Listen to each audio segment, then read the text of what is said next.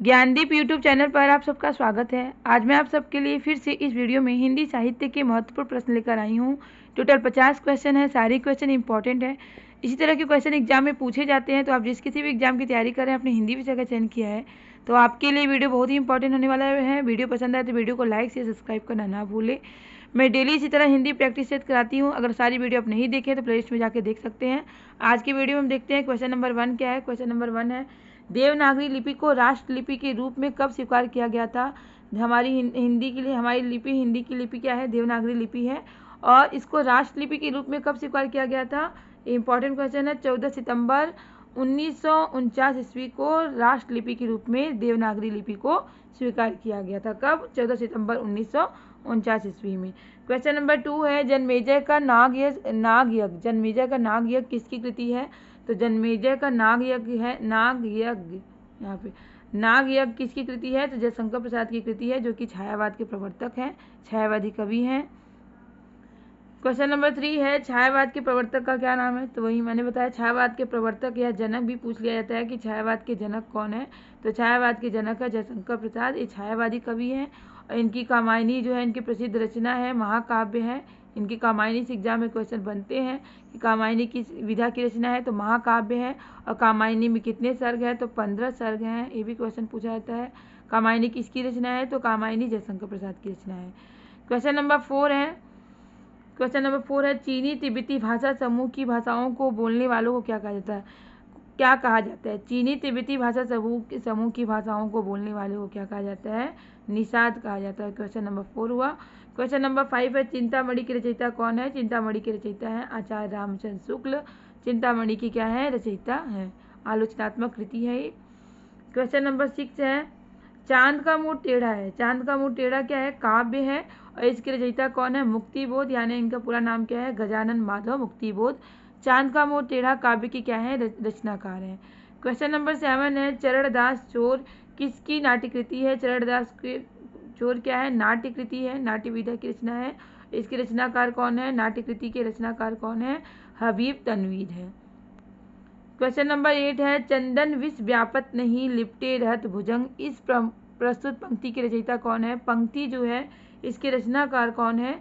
तो इस पंक्ति के रचनाकार हैं रहीम। तो एग्जाम में पंक्ति भी दे दी जाती है, पूछी जाती है कि पंक्ति किसके द्वारा कही गई है या इसके रचनाकार कौन है। तो आपको ये पता होना चाहिए। तो इस पंक्ति के रचनाकार कौन है, रहीम दास जी हैं। क्वेश्चन नंबर 9 है, चंद्रवरदाई किसके दरबारी कवि हैं। चंद्रवरदाई आदिकाल के कवि हैं। किसके कवि हैं, आदिकाल के कवि हैं। और चंद्रवरदाई को रामचंद्र शुक्ल ने हिंदी का प्रथम कवि कहा है। हिंदी का प्रथम कवि माना है किसको, चंद्रवरदाई को रामचंद्र शुक्ल ने हिंदी का प्रथम कवि माना है। और चंद्रवरदाई किसके दरबारी कवि थे, पृथ्वीराज चौहान की।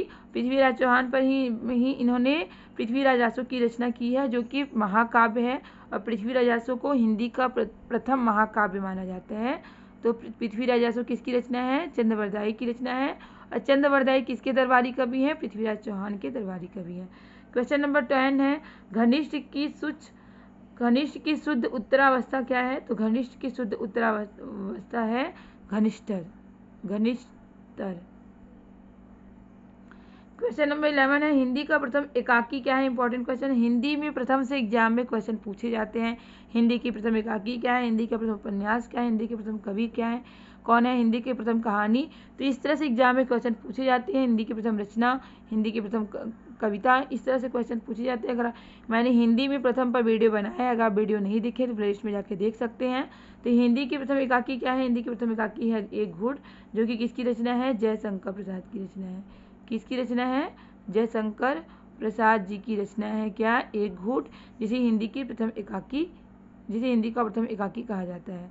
क्वेश्चन नंबर 12 है, हिंदी के किस समाचार पत्र में खड़ी बोली को मध्य देशी भाषा कहा गया है। तो ऐसा कौन सा समाचार पत्र है जिसमें खड़ी बोली को मध्य देशी भाषा कहा गया है।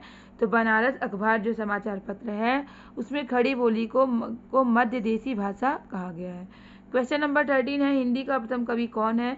देखिए अलग अलग विद्वानों के अनुसार अलग अलग मत है कि हिंदी का प्रथम कवि को लेकर अलग अलग मत दिए गए हैं, लेकिन सर्वमत क्या माना गया है हिंदी के प्रथम कवि को लेकर, सिद्ध सरापा को हिंदी का प्रथम कवि माना गया है, जो कि सर्वमत है। सभी विद्वानों का एक साथ मत मिला के क्या माना गया है कि हिंदी का प्रथम कवि कौन है, सिद्ध सरापा, जिसे राहुल सांकृत्यायन ने, किसने, राहुल सांकृत्यायन ने हिंदी का प्रथम कवि माना है।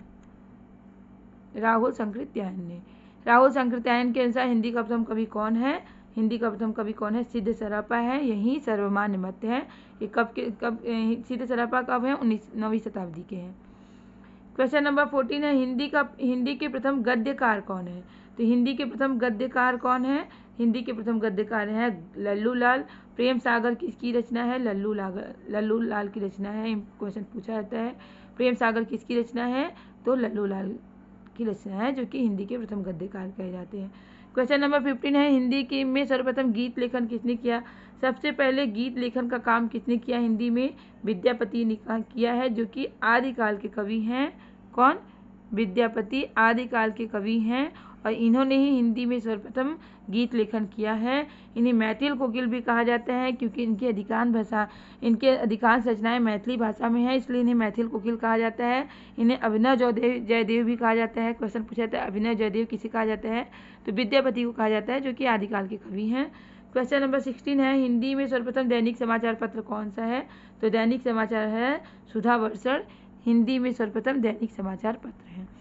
क्वेश्चन नंबर 17 है अतीत के चलचित्र की रचना कौन है। अतीत के चलचित्र की रचना कौन है, महादेवी वर्मा।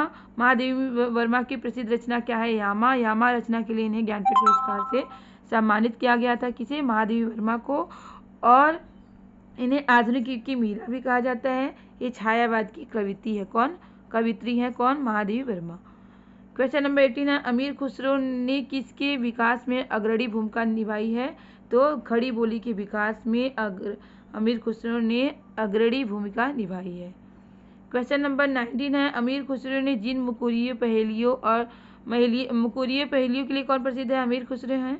तो पूछा जा रहा है कि अमीर खुसरो ने जिन मुकुरीय पहेलियों और दो सुखने की रचना की है उसकी मुख्य भाषा की क्या है। तो इनकी रचनाएं क्या है, मुकुरिया पहेलियाँ और दो सुखने, इनकी क्या है, रचना है। और इसकी मुख्य भाषा क्या है, तो इसकी मुख्य भाषा है खड़ी बोली। खड़ी बोली में इसकी रचना की गई है। क्वेश्चन नंबर 20 है अवधी भाषा में सर्वाधिक लोकप्रिय महाकाव्य क्या है। ऐसा कौन सा महाकाव्य है जो कि अवधी भाषा में है और सर्वाधिक लोकप्रिय है। तो रामचरितमानस, जो कि किसकी रचना है, तुलसीदास जी की रचना है। क्या, रामचरितमानस। रामचरितमानस तुलसीदास जी की रचना है और किस भाषा में है, तो अवधी भाषा में है। और ये भी पूछा जाता है कि रामचरितमानस में कितने कांड हैं। तो रामचरितमानस में 7 कांड है, बाल कांड, अयोध्या कांड, अरण्य कांड, किष्किंधा कांड, सुंदर कांड, लंका कांड और उत्तर कांड। तो ये अवधी भाषा में है और ये तुलसीदास जी की रचना है। ये सबसे लोकप्रिय महाकाव्य है। क्वेश्चन नंबर 21 है अशोक के फूल क्या है, निबंध संग्रह है, इसके रचनाकार कौन है, हजारी प्रसाद द्विवेदी है। क्वेश्चन नंबर 24 है आँख की किरकिरी होने का अर्थ है। आँख की किरकिरी मतलब अप्रिय लगना, ये क्या है, मुहावरा है। मुहावरे का अर्थ क्या है, आँख की किरकिरी होना का मतलब अप्रिय लगना, पसंद ना होना। क्वेश्चन नंबर 25 है आंचलिक रचनाएं किससे संबंधित है। तो आंचलिक रचनाएं क्षेत्र विशेष से संबंधित हैं। आंचलिक उपन्यासकार कौन माने जाते हैं, तो फणीश्वर नाथ रेणु। फणीश्वर नाथ रेणु आंचलिक उपन्यासकार माने जाते हैं। मैला आंचल जो है रेणु की प्रसिद्ध रचना है, जो कि आंचलिक उपन्यास है। मैला आंचल, मैला आंचल किसकी रचना है, फणीश्वर नाथ रेणु की रचना है। और ये क्या है, आंचलिक उपन्यास है। तो आंचलिक रचनाएं किससे संबंधित होती है, क्षेत्र विशेष से संबंधित होती है। क्वेश्चन नंबर 26 है आचार्य रामचंद्र शुक्ल ने त्रिवेणी में किन 3 महाकवियों की समीक्षा की है। आचार्य रामचंद्र शुक्ल की त्रिवेणी जो रचना है इसमें इन्होंने 3 महाकवियों की समीक्षा की है।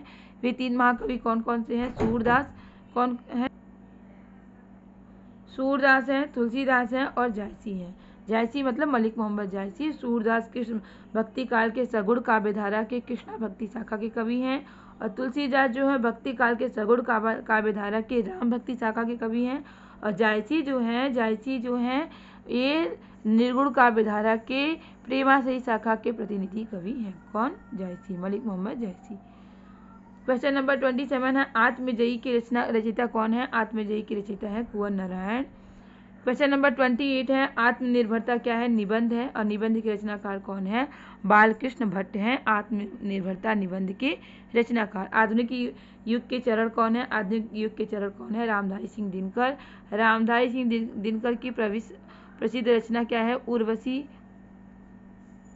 उर्वशी इनकी प्रसिद्ध रचना है और इसी रचना के लिए इन्हें ज्ञानपीठ पुरस्कार से सम्मानित किया गया था। किसे? रामधारी सिंह दिनकर को। इन्हें द्वितीय राष्ट्र कवि भी कहा जाता है। मैथिली चरण गुप्त को प्रथम राष्ट्र कवि की उपाधि दी गई थी और द्वितीय राष्ट्र कवि कौन माने जाते हैं? रामधारी सिंह दिनकर। क्वेश्चन नंबर 30 है आंध्र प्रदेश की राज्य की भाषा क्या है? आंध्र प्रदेश की राज्य की भाषा है तेलुगु। आसमान पर चढ़ने का अर्थ है, आसमान पर चढ़ाने का अर्थ क्या है? क्वेश्चन नंबर 31 आसमान पर चढ़ाने का अर्थ है अत्यधिक प्रशंसा करना।